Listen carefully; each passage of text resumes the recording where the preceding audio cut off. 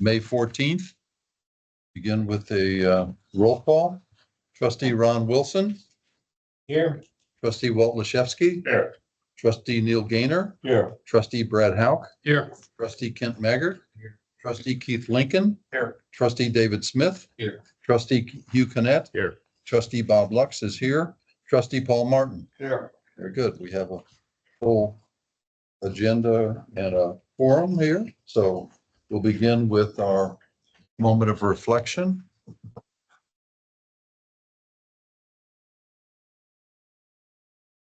Heavenly Father, we come to you today as an assembled body. We humbly request that you bless our meeting, our community, and our nation. Help us to work diligently, always for the common good and in the best interest of those we have been elected to represent. Guide us to be insightful and prudent in our intentions, visions, plans, deliberations, decisions, and their fulfillment. Work through us to provide a spirit of welcome to all in attendance, to engage in respectful and thoughtful dialogue and discussion with understanding, wisdom, and humility. Amen. If you wish, prior to reciting the pledges of allegiance, please take an additional moment of silent prayer or reflection in the manner of your preference.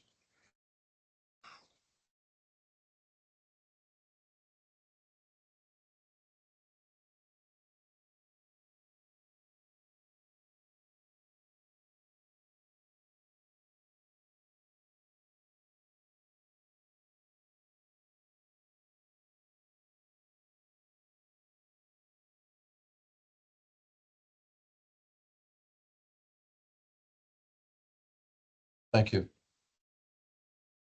Pledge allegiance to the flag of the United States of America. I pledge allegiance to the flag of the United States of America and to the republic for which it stands, one nation, under God, indivisible, with liberty and justice for all. Pledge to the Texas flag. On the Texas flag, I pledge allegiance to thee, Texas, one state, under God, one and indivisible. Very good. Michelle, do we have any comments from the public this evening? No, thank you. Can I make a comment? Yes, sir. Can we recognize that Chuck Ford for his award? Sure. Ed? That's not here. Oh, he left? Yeah, he had a prior engagement. Oh, okay. Well, it was awarded the Vision Award by the AWBD. And thought it's quite an honor for him. So I thought we recognized him. What's the award? Vision Award. Vision Award for the Association of Water Board Directors. Yeah. Agenda item number 4, receive an update from Region H, Arthur Bredehoff. Good afternoon, Director Bredehoff. Chair, trustees, members of the public, and also staff of the Woodlands Water. We're here tonight to report out our second quarterly meeting that took place on May the 7th. We took some policy action on our initial plan for 2631. What we did is we decided to separate drought management from conservation management. So we'll have a new section in our plan dealing just with drought management. And so far of the 16 regions, 7 regions, including Region H, will have a separate section in the 2631 plan dealing with drought management. We felt it was important to make that statement separate out because drought management is important when drought management takes place, which is separate from conservation. So we think as we get into plans beyond 31, that all 16 regions will have a separate section dealing on drought management. There's an energy level in the state building that the public wants to see drought management in any state water plan. So we think it's a good step, and we've taken that action at our quarterly meeting. We took some administrative actions. We had an open position under the classification called water utilities. In water utilities, there's 3 members that represent the various organizations in Region H. So the water utility category was filled at our quarterly meeting. We also took some budget action. Just to give you an indication, at the plan for Region H, we've been allocated $2.4 million to complete that plan. We did some category changes, but we have to approve any category changes because you have to notify the Texas Water Development Board if there's any category changes on your initial financial allocation and any revisions. So we took that action on the budget, and that will be communicated by our consultant down to the Texas Water Development Board. Texas Water Development Board is in the process of reviewing our initial plan that we submitted in February, and we're waiting for comments back from the Texas Water Development Board of any adjustments, recommendations that need to go into the final plan. The month of May is the public hearing month. We allocated 3 public hearings for the plan. And then there's a separate allocation of receiving written comments, which will be open until July 18th to receive written comments from the public. The plan is in each county at the depository library, the central location of the depository library. In this case, it's at the central branch in Conroe, and it's also at the county clerk's office. So we've met all of those public requirements as per statute. And as far as timeline goes, we're on track. Our next meeting will be, third quarter meeting will be in August 6th, and our fourth quarter meeting will be in October. By our October meeting, we have to approve the final plan to ensure that the plan is delivered to the Texas Water Development Board on or before the 20th of October. So we're on track to complete that. And that's a quick summary. The meeting was about 2 hours, so I try to condense it down as much as I could. Shelley has the latest packet on the Google Drive for anybody that would like to read the details of the meeting. Thank you, Arthur. Thanks very much. Any questions for Arthur? Very good. Appreciate Thank you, sir. Okay, receive update on Region 6 San Jacinto Regional Flood Planning Group. Mrs. Diaz is not here. Neil is going to give the report. Trustee Gainer. Yeah, thank you, Mr. Chairman. I have a publication or a summary from Ms. Diaz, and I will provide it to you for the minutes. I just want a quick summary. The technical committee met on April 11th to discuss their particular tasks in regards to, for example, flood management evaluations and flood mitigation projects. The main planning group met on May the 1st, and one key event or development is a stakeholder survey.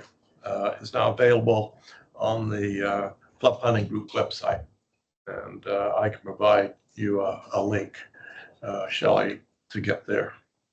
So anyone who's interested in providing information, the survey is welcome to do so. Thank you. Thank you, Trustee Gainer. Any questions? Very good. Okay, go to the consent agenda, pages 1 through 16 in our meeting packet. Move to accept as presented. I'd like to look at it. amendment to the, maybe you do too. I'd like to look at page 9. Yeah. I'd like to pull out page 9. Okay. You want to ask now, I see the overtime is running ahead of schedule. Is there a reason why? On page 9, second line, The same, overtime same item. salaries. Yes, we've had some overtime increases related to getting the new software up and running for the new billing software. And how does that affect hourly? Like what hourly positions would? Our internal admin staff Okay. that is implementing the changes Okay. are working to get up and running and fixing issues and things like that. Is that pretty much finished now then? I mean, we're in our second month of billing, so, you know, a lot of the bugs that came in month 1 are worked out. There's still minor things that we're working out, but overall, it's going pretty well. Well, we're in this section. I'll raise another issue on this insured plans expense. That's running significantly low, which is abnormal. What's caused that decrease in expense? That I don't know. We got a large stop loss deposit, like 95,000 a month or two ago. Is that for prior year or prior months? I think I get that. Okay, So I'm not sure. so it's a one-off. It's not. Yeah. Trustee Connect.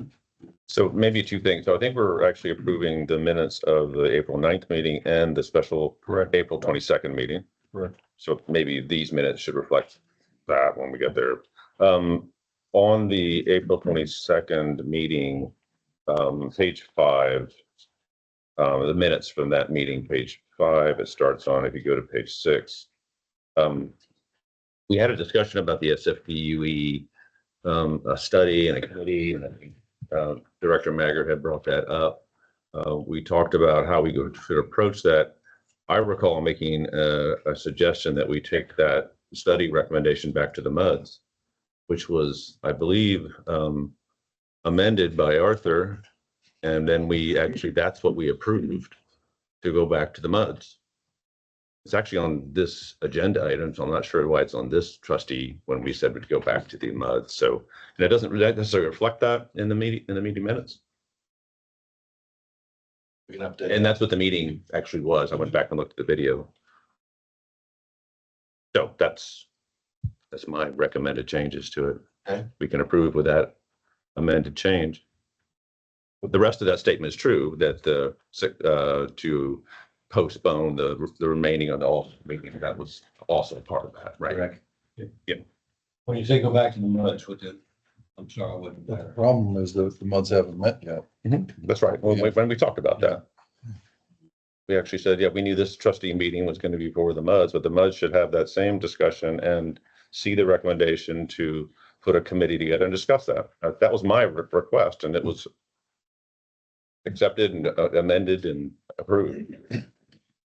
Is it on any MUD agenda since today's Wednesday past noon? Yeah, it will be. I mean, And you have it on the agenda? it will be. Will be okay. I got it. Be on all of them. It's a plan. Well, I've got two other things related to the same thing. Page 5, convene a regular session. I'm not sure what regular session means. I think it's special session. Okay. You're right. Mm-hmm. And then on page 6, it talks about Connie. She concluded that should proceed with master planning based upon average capacity 7, continue to look at cost savings. So is that a conclusion or a recommendation, or what do we mean by she concluded?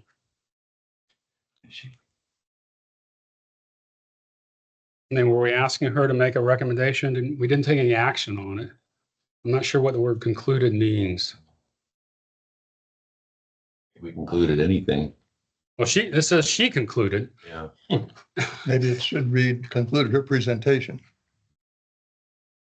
I just want to make sure we're not endorsing acceptance of something that we didn't vote on. I think that if I could reflect, I think she was saying, this is what we believe we were supposed to recommend based on all of the discussion that was in the study that had gone on beforehand. So if we're going to change that going forward, then that's something to do. But up to that point, given all the assumptions that Freeze and Nichols had done and the analysis that they went through, that was kind of where they landed 6 months ago, a year ago, whatever it was. It was a reiteration, I think, of where we were a year ago. Okay. How should we That's not amend? necessarily what it said, but No, that statement is factual from what she said. It wasn't, this group didn't agree on that necessarily, but that is what she said. This is a minute standpoint, not a actionable Yeah, standpoint. so do we need to reflect that the trustees took exception to her conclusion? There was no motion made, there was no change to the comment. So you don't need to. Well, you're reflecting her comment. Why can't you reflect the comment of the trustees? Which is what? We took exception to that. Would it, perhaps, didn't you say, Paul, that she concluded her presentation? Would that be I'm just trying satisfactory? to interpret the word concluded. Yeah. Would that be an appropriate amendment? Yeah, I'm okay. I mean, and this is not a hill to die on. I just want to make sure we're clear that there was that she didn't make a recommendation and we endorsed it. It says that there was significant discussion following, go look at the video, I guess, but If there I was get your some sort of point. endorsement, it would say there was a motion made or something like Okay. that. So you think, you could have stuck it with Just go straight her from, she presentation. presented, there was significant discussion for a detailed account, just strike the sentence. However you want to address it. Okay. That's a simple way to do it. I'm good with that. Strike the sentence, Sorry. the one that begins with she Oh, concluded okay. and ends with design, correct? Okay. Brian? Ben? Thank you. Thank you. Good catch. Good catch. We had an earlier motion. Do we have a motion to Second that. approve the amendments that have been included, the amended minutes? We have a motion and a second. I'll accept those, that amendment, subject to the meeting minutes being gained by the secretary to reflect those changes. I'll second. Very good. We have a motion and a second. All in favor signify by saying aye. Aye. Opposed? Abstain? Motion To the special meeting. Okay. With one abstention on the second part. Okay, where are we?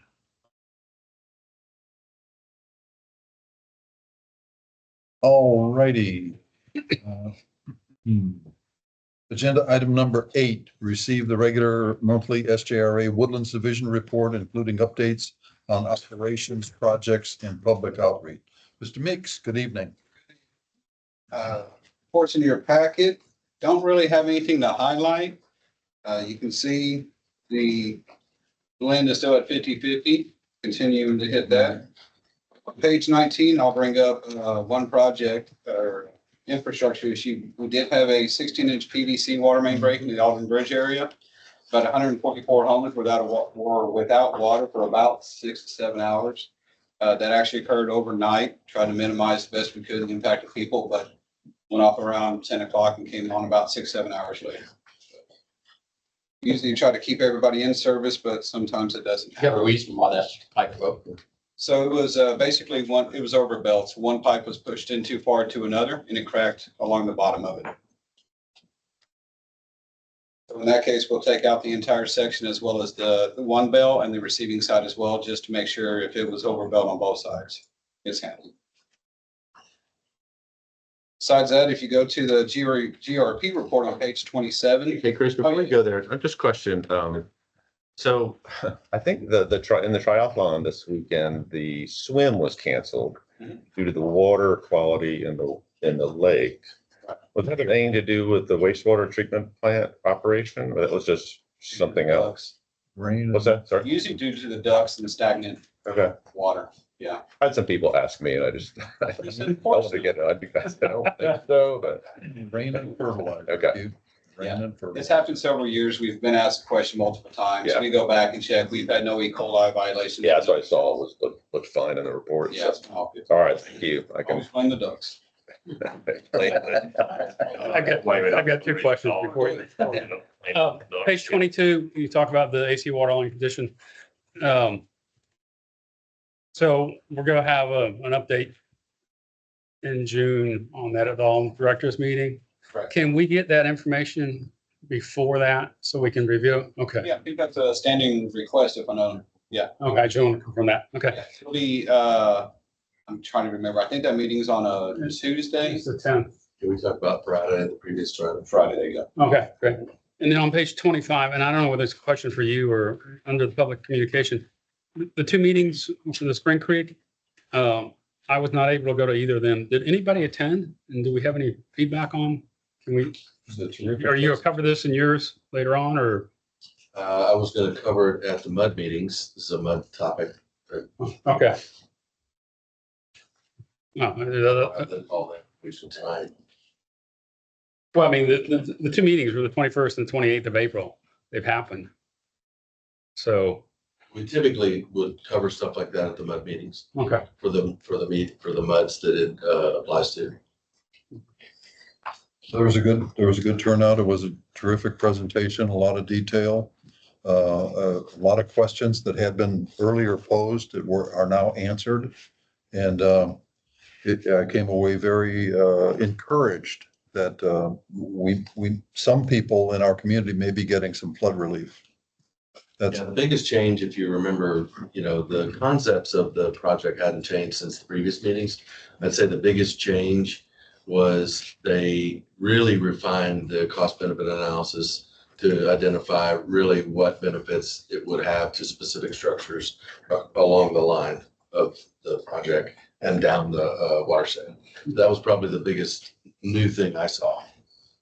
Nothing specifically changed as it relates to the makeup of the birch or walnut reservoirs, or anything significant in that regard.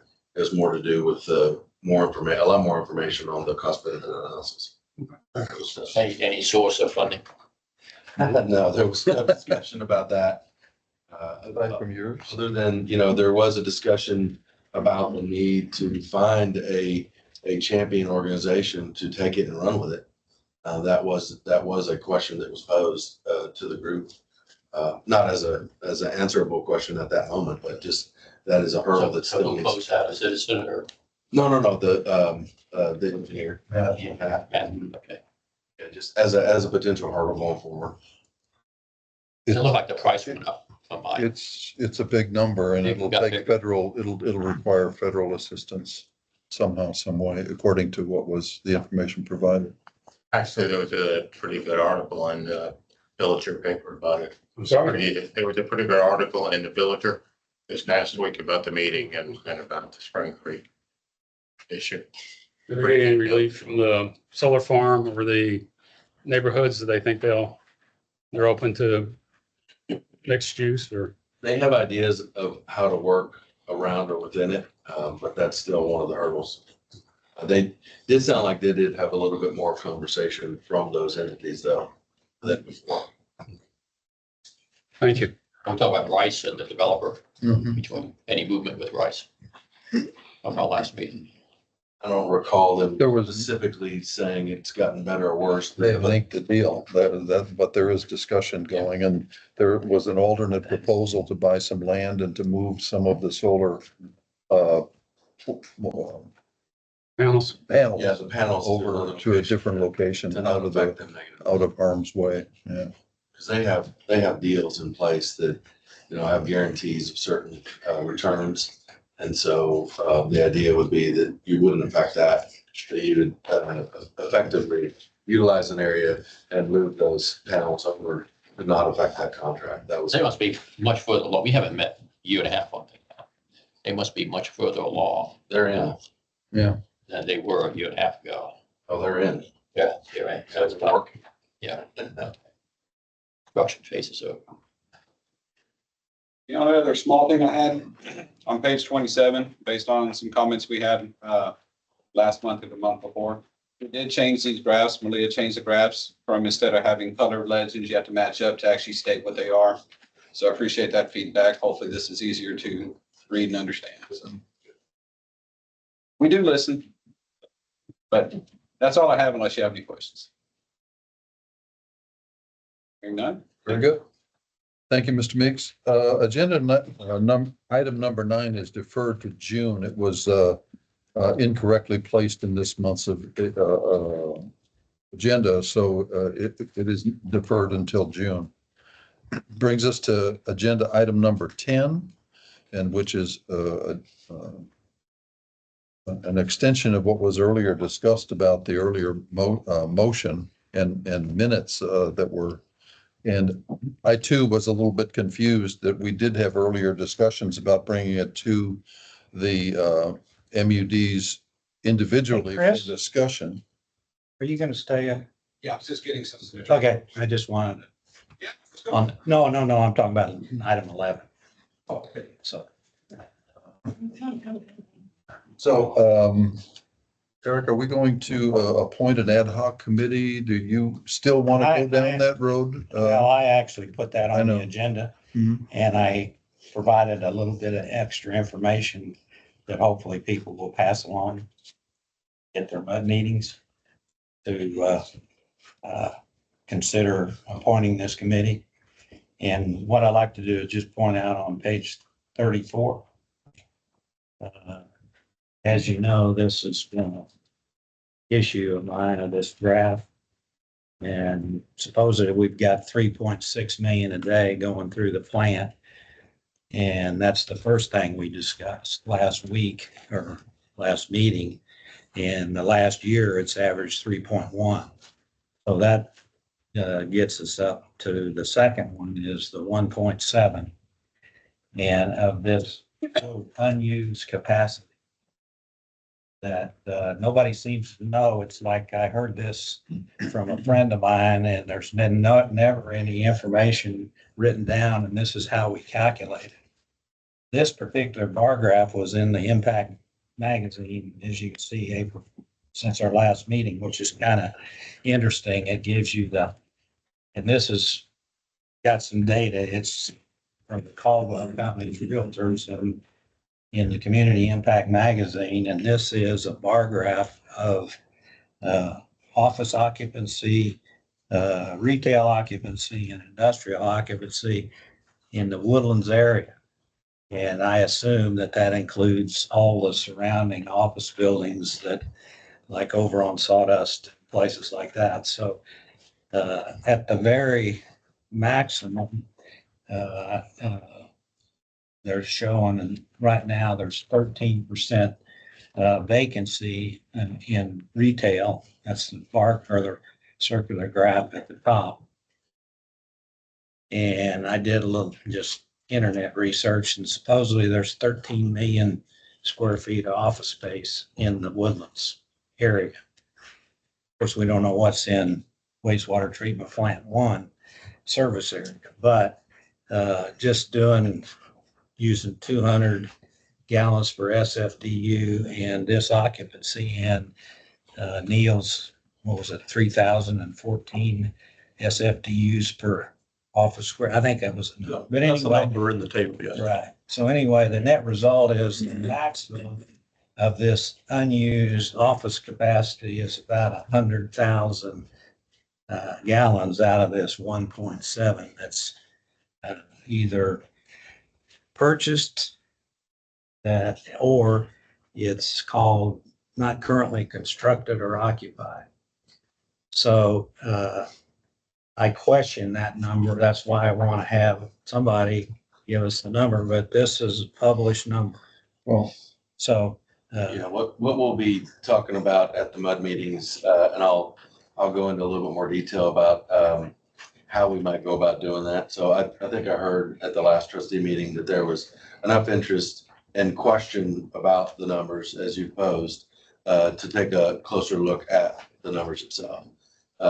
So we have developed a tool, started about 6 months ago, unrelated to this, but along the lines of WWA being able to forecast projections, demand projections going forward in years to come, once we got past the sixth and final forecast, which was 2027. We're approaching that. I wanted to be able to continue that and see where we were heading. But there was no software or tool. The tools that were utilized in the sixth and final back in 2017 and 18 are obsolete and we can't use them. So we have the data, but we don't have the software or the tools to be able to manipulate that and do our checks. So about 6 months ago, I implemented a work order with our GIS consultant to rebuild the sixth and final in modern GIS and Esri to give us the capabilities to be able to forecast going forward. So I think what this is real timely in is that we ought to be able to now take that model and look at every parcel and every property within the Woodlands and do a quick verification or I say quick, do a verification to identify what the sixth and final allocations were, what's changed since then. And then also ultimately going forward, we'll be able to, instead of a sixth and final, we can do one every year and keep it up to date going forward. So other than that, we wouldn't have a tool to even do any of this. So I was going to propose to the MUDs next week that this does exist now. We do need to, I would say, audit or validate the build from the original software. But once we have that, cleaned up, if you will, then we ought to be able to do different queries on certain allocations, doing it at, what it was contemplated at sixth and final, do at it now, at the now's date, what's changed in between, look at the undeveloped properties, see what was contemplated in sixth and final on those, see if there's anything changed, and come up with some numbers. So we'll be able to, at least see that, and then bring it back. A few months ago, you handed out a map of the properties that were vacant, about 46. Did that come from your initial work on that, using that tool? No, that's something different we did. But now we'll be able to do that on our own. On your own, okay. Yeah, we kind of had to build that separately. Okay. Because we didn't have this model built at that time. Yeah.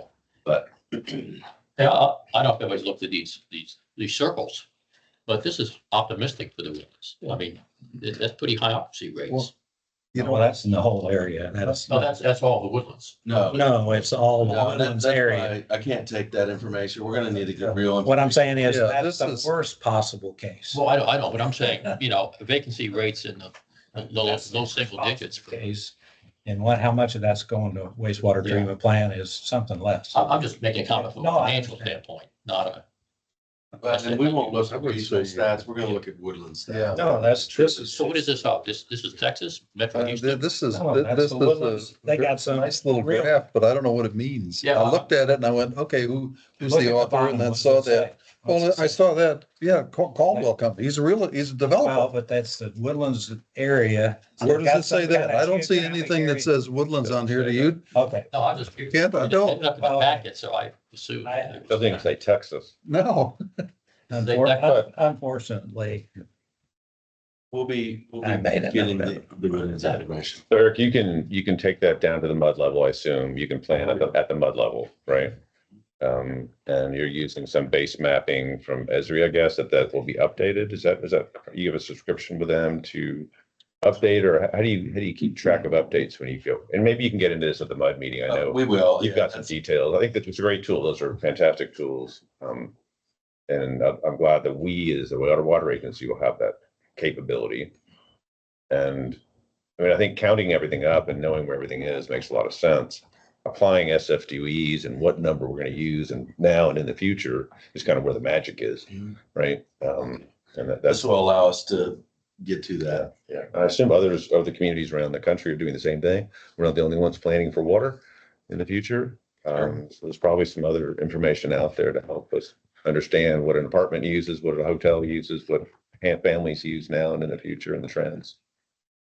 So suffice it to say that there's no action required, and whatever the MUDs at their individuals talk about appointing a committee, it'll proceed from that. Sure. So are we done with this one then? I got one more point. Is we have this 0.7 million SFDUs that has been included under a non-disclosure agreement. And we've had $6,000 accountings, and the developer, and I assume all those forecast what their needs were. And all of a sudden, we've got 0.7 million, and actually 0.9 when they bumped it up, of capacity that they don't want to tell us. And just one other point is that, We get it all figured out. no, but I That's just want to detailed. point out for these mud meetings is that they owe, what's the current capacity of water and sewer? 3,500 per SFDU? Oh, the cost To per, combine's about 3,500. okay, so if they've got 0.9 million SFDU, they owe 12 to $14 million, the developer, to purchase that, because apparently it hasn't been purchased. So just, since a lot of it may be in Metro mud. you Not might- a bunch. Well, but I'm talking about that they haven't bought yet. So they might want to, Does the developer ever buy them? I thought they would just kind of give it to them. No, they buy them. They buy, 'em, so they pay the money. well, that's another issue. Okay, No, that's the I'm- real issue. They, no, that's right. Well, but the mud actually, it just happened last month in 39, by the way. Well, I understand 39, but Yeah. in previous, anybody been aware that they paid? They had to buy new, but we have a bank. We have a little bank of. but you paid out with Which we- your we've been revenue, paying and then they have to for. pay you for it. Right, but I'm unaware, at least in my Mud 46, if anybody's ever paid the mud. Anybody developing something has ever paid the mud that $3,500 per SFD. Yes, they have. They have to. In fact, in Mud 36, we annexed 4 or 5 acres. They wrote us a check 5 years before they turned to spade. Well, you were involved in that, right? Remember that? Was it $50,000 and they wrote us a check? It's a mud decision. We've talked about that level of how that's handled. It can be, capacity that is purchased by the district. It can be capacity where the funds are advanced by the developer, subject to future reimbursement if they create sufficient value. Or in Kent's instance, in Mud 36, there was property that was annexed into Mud 36, small piece, a Woodlands Development Company track. And in that case, the developer paid for that capacity as part of the agreement to be annexed, and we're not reimbursed for that. So we'll, Bob, just to clarify, then there's no action tonight, but there will be an action on the June meeting then. That's the way Yeah, okay, I want to make sure. Yeah. There'll the way I understand it, Brett. be an action in the June meeting. yes. Okay. Very good. Agenda item 11, consider an act on previous evaluations and recommendations to reduce the extenuous flow from stormwater into wastewater treatment plant number 1. That was again yours, Ken. This has been an issue from way back 15 years ago. And we have the infamous plumber report that they did and did a lot of smoke testing. And in a nutshell, the result is that infiltration that's underground wasn't a problem, but inflow was a problem at the surface, and 75% of the inflow was coming through manhole covers, specifically the 4 pick holes. And so I won't get into the history of that, but I wanted Chris to stay around because just by observation, apparently you all have purchased River Authority has their own mold to build no-hole manhole covers. And it's got their logo and everything on it. And I wasn't here, but apparently you all voted to pay for that since they pass on their cost. So anyway, I was wondering if you could expand on that manhole change out, how much it cost, and then. Well, I don't know how much it costs because, I mean, if I knew what the conversation was, I could gather some No, but previous I'm just- data, but when you buy a manhole, you have a one-time setup charge for the mold itself, which is generally about $350, $400. The mold setup charge. Yeah. And so you pay that $350, $400 one time, then every manhole after that's the same cost of every other manhole you buy. That's the stamp. It's That's it. just a stamp, yeah. Comes on it. So you can get the standard one and save the $350, $400. You can get the one with your logo on it, which helps us to also understand, what's our manhole and what's y'all's manholes. But besides that, we did get the no pick holes, which is another standard manhole. So So the net, you know how many hundreds you built or replaced? 1,000 or? let me go to Jason. Have we I, completed all the manhole cover replacements? So give or take 1,500? Yes. So 1,500 over basically a 10, 12-year period. so how much roughly? Are yours 36 or 24 is most of them? Both. Most of them are 24, but we do have to start changing them out to the 36 inches. So as we're going in and coating and rehabbing the manholes, and if there's any issues, While we're there, we go ahead and replace the ring and cover, raise them, set them up again. So it's part of the whole rehab of a manhole. So if you just replace the cover, how much is that replaced? Just the I ground, don't buy ring and cover, not the ring, just the cover. just the cover. Just the cover for the 24s, I want to say there were 250, and for the 36s, they're a little bit more. Closer. There's a lot of iron. How much do you get credit for the salvage? Yeah, all the old ones. That's all in, yeah. I know iron, whether they weigh 100 pounds, probably or something, but anyway, the reason I bring that up is that this Carrillo report, all of a sudden, this has become an issue.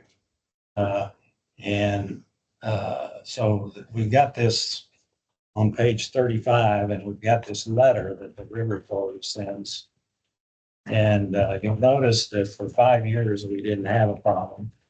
And we had the tax day flood here at we had several events, Harvey, where we had all these peak flows. And, I was on the board then, and I can't remember anybody being too concerned. My question is, Chris, do we get a reply from PECQ each time you send this letter? Do they send you a reply that says, we acknowledge that you don't? So when we send the letter, no. When we get our annual inspections, we do get notified that it's notice of violation that we did exceed the permit. Okay. So And so you get a notice and there's no fine, no, we've always said throw anybody in on jail training. or anything. Yeah, there's no compliance that comes with it, no administrative order. There's nothing to it. It's just saying you've broken the permit. In other words, they don't say you need to fix it. Right. Same thing if I violate BOD, TSS or anything here and there, generally speaking, they're not going to see it, but they're going to see a trend over time. And that's the concern we have. Okay. Thank you. Oh, you said no? I'm good. Now, the point is the last presentation, I see all these huge 2 million gallon tanks that Carrillo's proposing to take care of peak flow. That was one thing. And we've already known about this issue for 15 years.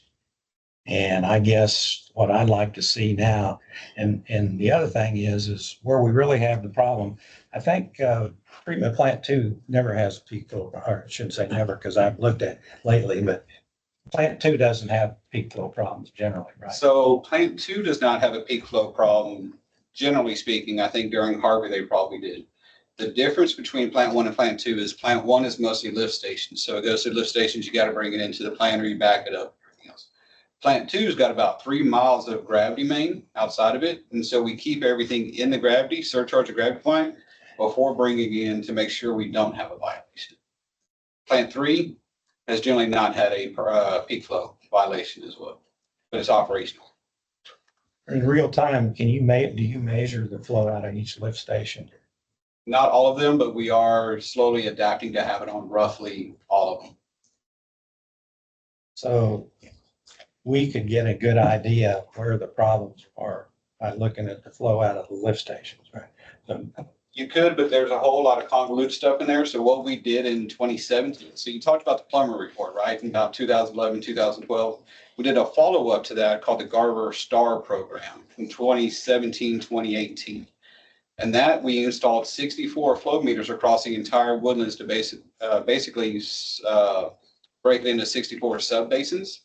And then from that and the flow measurements during the dry and the wet, we determined where most of the I&I was coming from. From that, then we look and we color coded and we got these maps we can give to Eric to pass along. And it shows all the muds, where the I&I was coming from, the different basins and everything else. And so what we did was we went and we looked and said, okay, where are our lines in which one in the highest areas? And all the highest, well, we had red, green, and yellow, right? Red's bad, green's good. And all the red areas, the River Authority lines were already CIPP'd with the exception of one. So all of our lines were not maybe tight, but they were recently rehabbed in 5-10 years. All the other issues that we saw, the other lines in the area were related to the mud lines. And so that's when Jim Stinson and Mike Mooney started working with Garver and continuing under Eric to do the smoke testing and solve or find where the I&I is coming from. So plumber report is an old report. The STAR program is the one that we've been basing it on. At some point, we'll have to redo that to see what's been reduced. And on the mud side, the continuation that he's talking about, The MUDs have completed, well, most of the MUDs. There's not all MUDs participated. But the MUDs completed phase one of it was broke. The recommendations of repair were broken up into 3 phases or 3 years. Phase one, phase two, phase three. Phase one construction was just complete a few months ago or into the last year. Phase two was bid a few months ago. It's about to go into construction. And then phase three will occur next year. So we're not even halfway through some of those repairs. Are you, that were are all the covers being replaced with solid? No. Use the dishes. They're taking a different approach. Internal dishes. I'm not a fan of that, to be honest with you, because the sewer gas is heating up the lines, but and from my experience. Say that again, you're not fair because In my opinion, from my experience, the manhole covers with the pick holes provide venting of the hydrogen sulfide gas. And so if you trap that, from what I have seen, is that it eats up those manholes faster. So I'm not a big fan of that, but I haven't really looked at what's been done here. So I don't know, can't speak to that. It's just my experience. So what we've done is, so there's something else you can do is put in what's called an inflow protector, which is not overly foolproof in terms of allowing water in, but it allows a lot less water in because basically it's a dish that you put in underneath the lid, and there is a drain hole in it. It's a small drain hole that at least allows some water to drain so it doesn't sit there on the dish. And we've found that works fairly well. so that's the gas out, but the water. Correct. Not in. Correct. Has that changed between Jim Stinson leaving and you coming in? Was he doing the same thing that you were doing? Or was that this phase one only occurred under your leadership? Phase one was, construction was in play when I came in. It was already in motion, and we just continued phase two and phase three. Phase three's in design, phase two's about to be in construction. And I'm going by memory now, that recently in the MUDs, you gave us a contract that you called phase one, phase two. That's this contract we're Correct. talking about. Correct. Texas Pride. Yes, that's right. Now, in that contract does not include inflow protectors. We were doing that behind the scenes. So when I got here, I looked at that and said, let's get going, putting these in, particularly in the low-lying manhole areas. You know, if you have a manhole up on the top of the hill, it's really not going to accept much water, if any. So what I think also, and Kent brought this to my attention early on, was, you know, that Plummer report and the Garber report both kind of talk about these low-lying manholes as being, you know, more of the culprit. So, but I will tell you, I've done significant lining of pipes and tightening up of systems, and it's not going to change, let's say, a 28 MGD to a 26 or 7. I mean, it's not going to make as big a difference as you'd like it to make. Unfortunately, I wish. Well, why is that? I don't know. You don't know. Well, part of the problem is Something the have to older get in. part, one of the older parts of the Woodlands are roadside ditches for drainage. So all the sewer is at street level. And curbs and gutters, the street is the drainage.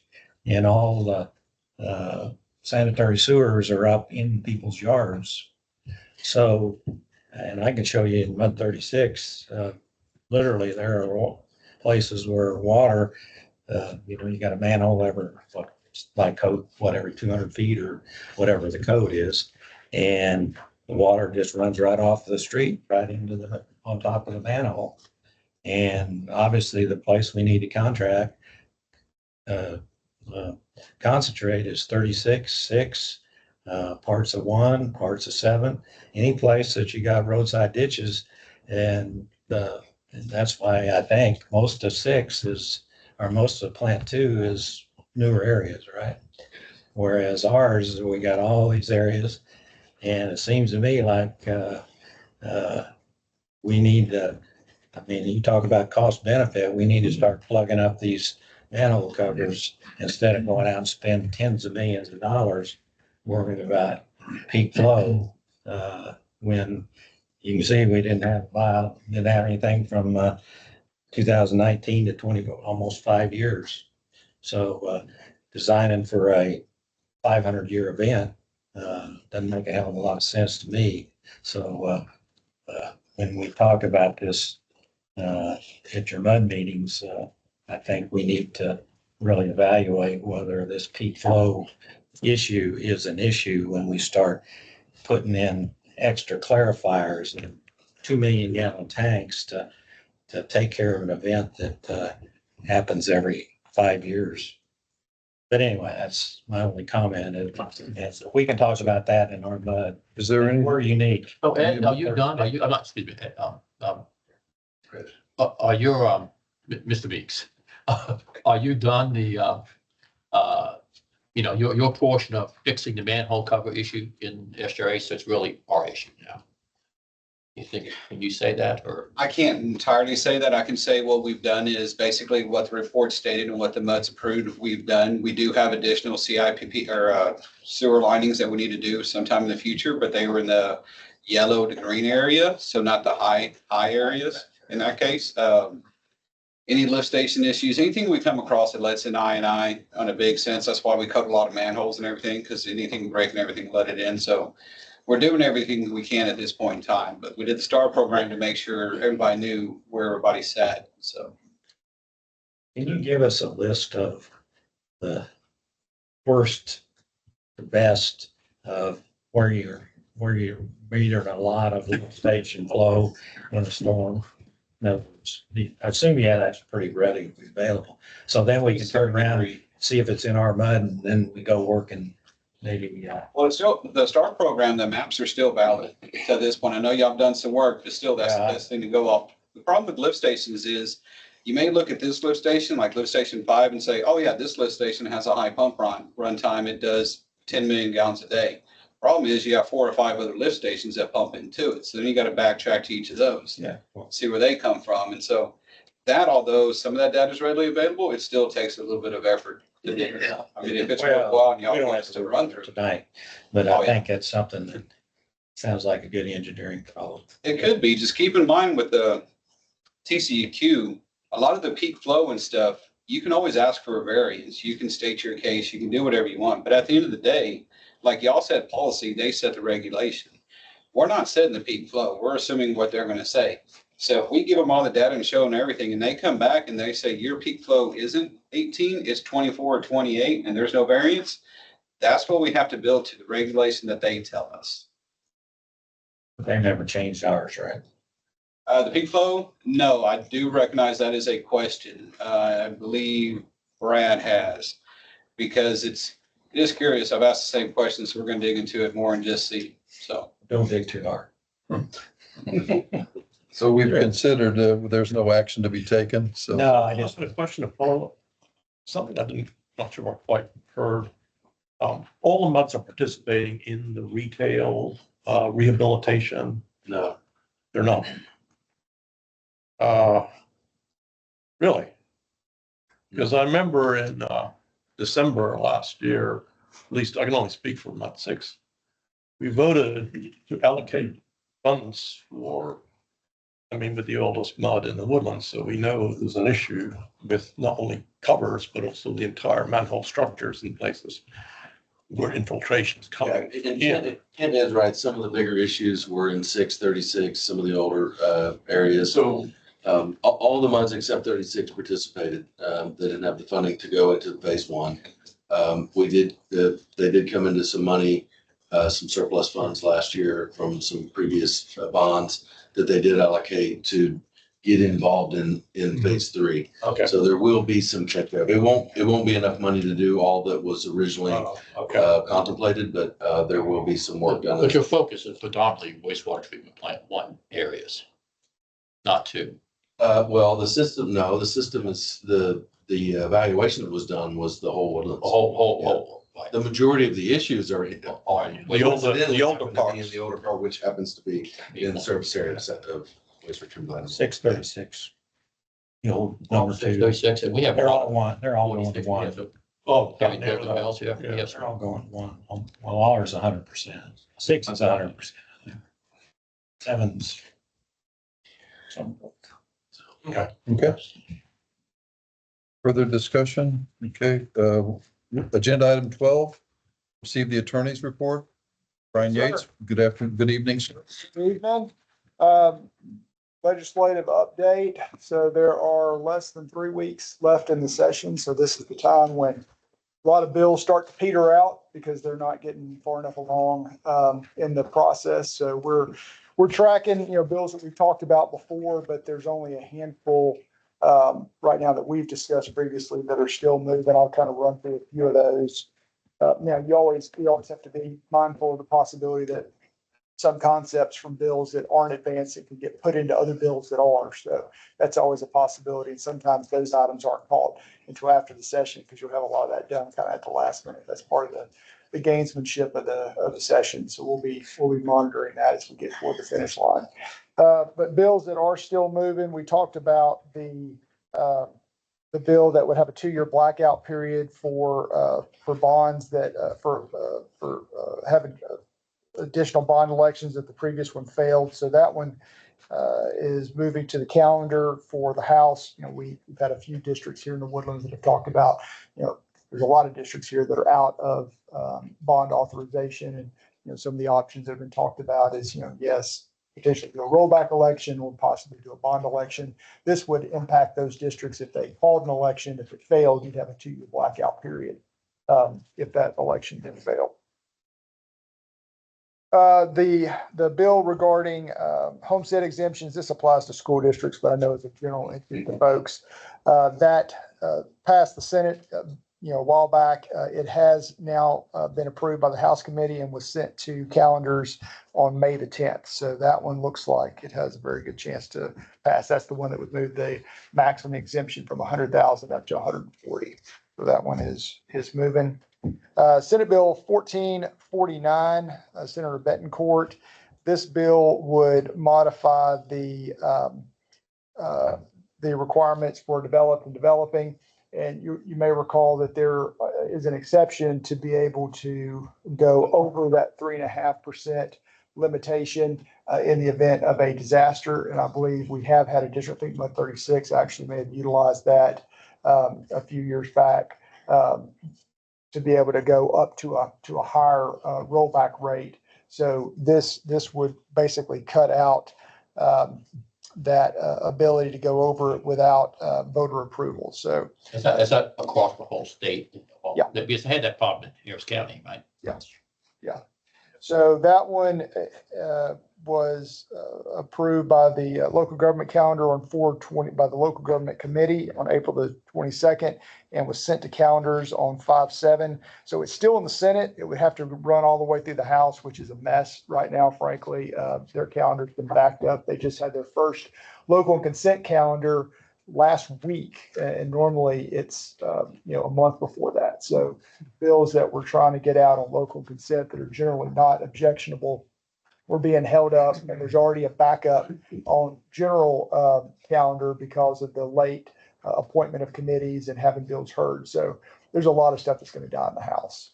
So this one here, it's making its way through the Senate, but I'm pretty skeptical that in less than 3 weeks it's going to make it through the House. You think it'll be a second check?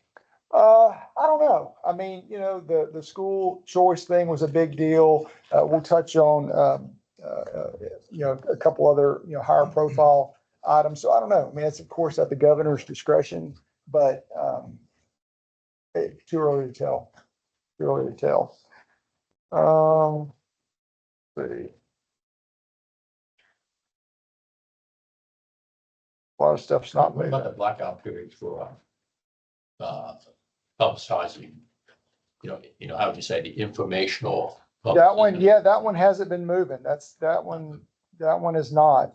So next one that I would say is House Bill 638. That's the one that would require audio and video recordings, which of course we do, of district meetings and be available on the internet. That one has passed the House on May the 14th and is being sent, which is actually today, that passed today, and is being sent over to the Senate. So we'll see if that one can make its way through the Senate. Yes. House Bill 21 deals with housing finance corporations. So that's another variation. You may recall last session, it was public finance corporations. These are these entities that will go and cut deals to have apartments nominally be considered affordable housing, but really the metrics are so loose if they're not. And it allows those properties to become tax exempt. And a loophole for public finance corporations was closed in the last session. So folks get creative because it's very lucrative and they find another vehicle. And now they're using housing finance corporations. So this bill is an attempt to really close that loophole. And so it actually was passed by the House and then actually passed the Senate this week and was sent to the governor today. So we are very hopeful that this passes because it's a big problem. You may have seen some articles in the paper about some temporary restraining orders that have been achieved by some cities. We actually had one of our MUDs that our firm represents get a temporary restraining order last week for an apartment complex that was, out of an authority from some far-flung jurisdiction. I mean, these properties are not within the boundaries of those authorities. They just go off and grab these properties and, the district that does it, the authority makes money for doing the project. And the developer obviously makes a lot of money because now they're charging rent without, large input costs, which is taxes. And it hurts the districts because, you can have a significant, depending on how large your tax base is, it can be a significant hit to your tax base. So it's a real problem. So we're very happy that bill passed and hopefully the governor will sign it. It is going to his desk today. So. What expect to do with homestead exemptions? Well- Increasing those, is that gonna affect us? No, yes, on the school side, we already do the max of 20%. And we're not limited by a dollar amount. So school districts have a dollar cap limit of 100. And so this would push that up to 140. Let's see what else we got.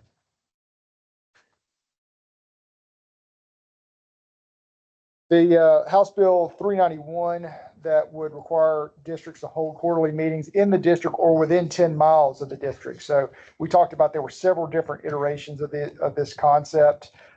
This one is the one that has actually passed the House and been sent over to the Senate. So it's got a possibility of passing. I don't think it would impact us based on the language I've seen. All the districts we have here are within 10 miles. So I think we would be okay. And then House Joint Resolution 7, that's the bill that would create the constitutional amendment that would send a portion of insurance premiums and state sales and use taxes to the Texas Water Fund to create a $1 billion initial kind of seed fund. That House resolution did pass on 4/29. It was sent to the Senate and went to the Senate Finance Committee. There was a hearing on that on May the 7th, and it's still pending in committee, but that's made it a long way. So it's got a decent chance. Of course, even if it passes, subject to a constitutional amendment. So we have an election on that, presumably in November. I think that's about it. How did it go to the chairman? Senator Perry's committee? Does it go through his committee also? I don't think I'd be lying, but it's going to finance committee, which I don't think that's his committee. He's resource or whatever they call it. Yeah. I mean, they can be on multiple committees and I don't know off the top of my head if he's on that committee, but it's assigned to finance. Also the bill, I didn't mention, but the bill that would prohibit taxpayer lobbying, that one did make it out of, Senate Bill 19. That passed the House, was referred to State Affairs Committee in the House. It's still there. So that was on 325. So that one may be petering out. Sir, Yes, sir. okay, agenda item 13, General Manager's Report. General Manager Peterson. Thank you. Main thing I just wanted to cover was the GRP summary. If you have a copy of it, try to capture most of the highlights. Wanted to point out a couple things on here. I won't read the whole thing to you, but I had mentioned before that I'd asked for an agenda item to talk about what our goals and objectives were. We talked about that last month. That did happen. 4 of the 6 members did present their goals and objectives. There was a consensus of those 4 that they did agree that they would like to increase utilization of the plant, lower costs, try to find more members. One of the committeemen was not in attendance, Harry Hardman. And then the other that was in attendance, Mike Stecker, declined to share his goals and objectives. And Mike, who does he represent? Is he, public, private utility? Private development. And, John Seller and Sarah, Kupla, Mhm. who do they represent? John is I think, member of the public, and Sarah's the GM for Lone Star Groundwater Conservation District. And they both spoke in public comment. And were very specific to try to discredit member Slotnick's experience. 3 minutes? But They did 3 minutes? They Oh, did. Oh. Yeah. And they both spoke in opposition of allowing Slotnick to present his presentation, which the presentation was essentially to show what his mud and muds around his mud had experienced with aquifer withdrawal, or rather aquifer decline, and how it affected them. Why did they, what was their argument that they? That he's a geologist, but not a hydrogeologist was the main point. And so therefore he has no right to speak on the topic. I wonder what they think about an oil and gas reservoir engineer. Well, that's what he essentially, Well. yeah, he has more, most of his Two different experience. areas. Understand, well, his most of his experience in geology is, I think, in the oil side, but he wasn't making any inferences or summaries. He was just showing the data and showing how it affected them. So he was showing numbers, not necessarily drawing. So, yeah, let me get this right. Measurements, MUDs pay for well measurements of water levels to be made, correct?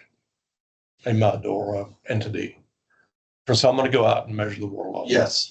So that is Typically- public, that is then public knowledge. Once presented to the mud itself. Yeah. Publicly, it would be.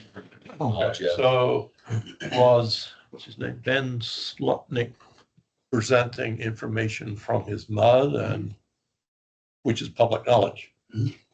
Well data from his muds. Okay, so you can't, according to LSGCD, you can't present public information. It's even more complex than that. Yeah. Because they actually, What? Lone Star included some of Ben's data in the presentation they made last month. So somebody like. Oh, somebody man. don't. Okay, It's a battle of presentation. I can't understand that. Oh, well, it's all right. Geez, thanks for sharing. Right, Eric? It doesn't get any crazier. No, that's exactly how. Okay. So let's see. That was I think that was a highlight. Like I said, you can read the rest. This month, I think the agenda's coming out here in a day or so. The next GRP meeting will be May 19th, which is in weeks. In the presentation that Ben covered is included in the package from April that's posted online. So that's public knowledge. Yeah, you can go online and look at what Ben presented.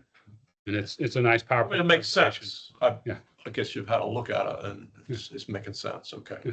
All right. Take a look.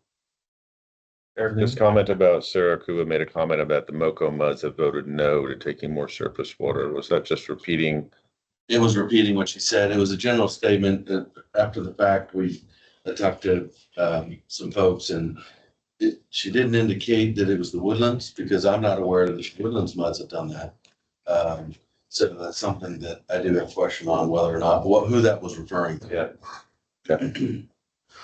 Not a wide choice. Just because you only have 4 or 5 others to we're not included in that statement, I assume. Oh, I see what you're saying. Yeah. Yeah, there's only Lake City of Conroe. Well, no, she specifically said Montgomery County muds, Yeah. many of those. But which ones, Montgomery. which ones said that or not, I don't know. I mean, the Woodlands certainly, my knowledge, we haven't declined the opportunity to take more. We've reduced it because of, the trial methane issue years ago. That's why we're kind of sitting at 50 right now, but we hadn't openly said no to that, to taking more. That's the first time I've heard that statement in all the meetings I've been. I've heard a couple of months have SRA declined to sell them with that statement, which is really MUD 89. They've now reversed that. Right. They reversed that, but I've never heard any other discussions. I hadn't either. And I'm not aware of who that would relate to. Anything else, sir? I got it. You know, since this is on your general manager in the handout, there's on page 41, the very last page. There's a picture of Dr. Mark Meinrast's porch. The guy's a genius I've never seen him be able to get publicity, but I'd like to make a comment. I actually taught a course in soil mechanics in graduate school. And this picture floats around and he's talking about he's got a port or a step that's dropped several inches compared to his original construction. And of course, it looks like the porch slab is part of his whole house slab. And the builder probably went in there and didn't properly compact the fill dirt of his walkway going up to his porch. And over the years, it's probably settled, not caused by subsidence. So he's been able to promote this everywhere and getting articles in the Villager and places like that. And to show you, he ended up in a picture in the Villager. He had a picture of the tree and he knew there was subsidence because 20 years ago, there weren't any roots at the surface. And now there are roots all over. So the tree must have stayed in one place. But anyway, to attribute this kind of settling to something that's going on 500 or 600 feet underground where we're pumping groundwater is, and of course, I have that food problem, but I concluded that it's the soil washing away. no, it's just the trees growing. The roots are growing. But anyway, he's done a really good job of getting a lot of publicity and he's a doctor. And I think he's a doctor in the social sciences. I don't think he's, as I recall, having sat through a few of his presentations. But anyway, I just wanted to comment that this, I know this guy in Kingwood, Heck is the one that's. Bob Redack. Yeah, isn't he live in Kingwood and really Yes, started that's that? correct. And it's good. But this kind of information, it's basically looks to me like it's just sidewalk settled over a period of time. And I'm sure his foundation hadn't moved. It may have moved, but it's a slab on grade construction and it's all reinforced and tied together. So anyway, just a comment. Very good. Agenda item 14. I'll probably leave this. Yes, sir. I'd like to make a shout out to the staff and particularly Kim Wright for assisting in a very egregious problem at the Windsor Hills Clubhouse. We've had to close it for now. It's over 2 weeks now.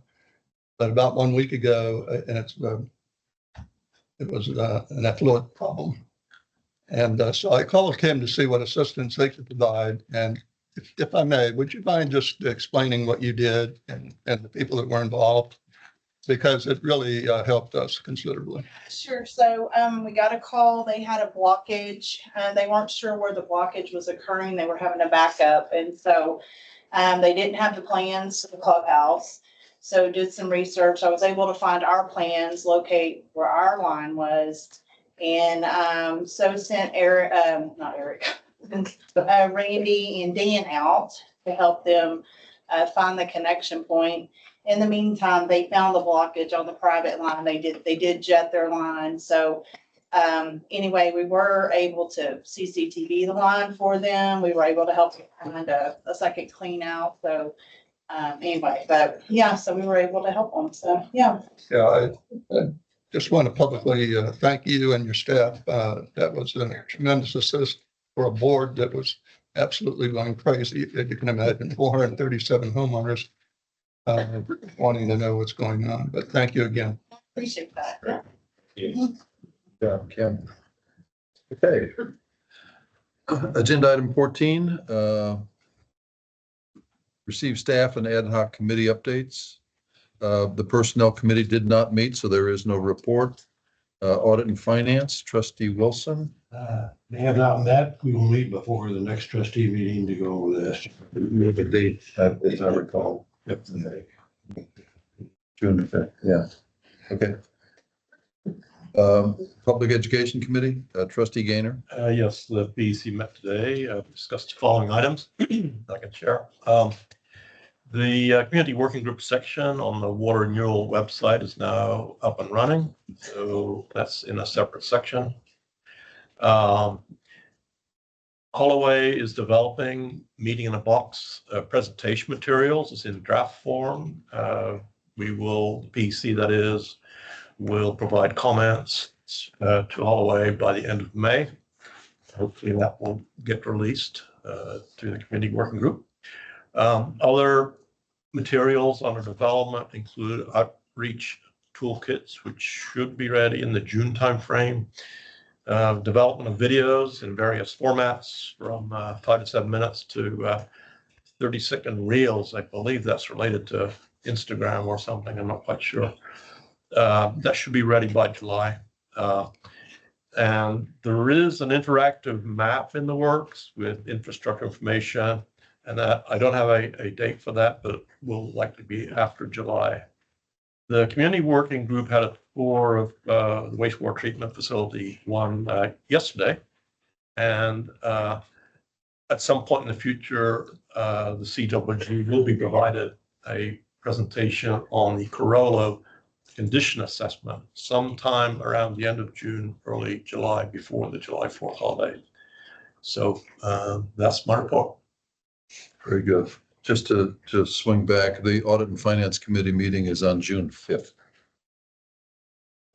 Thank you, Trustee Gainer. And I provide some positive feedback. Sure. I joined the CWG Yeah. yesterday. I hadn't been on a tour of the treatment plant one and took that opportunity to go, and great tour. I think all the River Authority folks are gone, but they did a great job, and I highly recommend the tour. So, Yeah, I if you get a chance, just work it with Summer. She'll get it set up for you. Very good. Thanks, Brad. Appreciate it.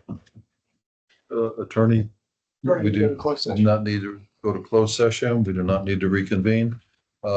Discuss matters for placement on future agendas. We'll have agenda, what was on this month's agenda, item number 9. And also we'll come back with a variation on what occurred at the MUD meetings from agenda item number 10. Is there any additional matters to be brought forth on next month's agenda or future agendas? Hearing none, meeting's adjourned.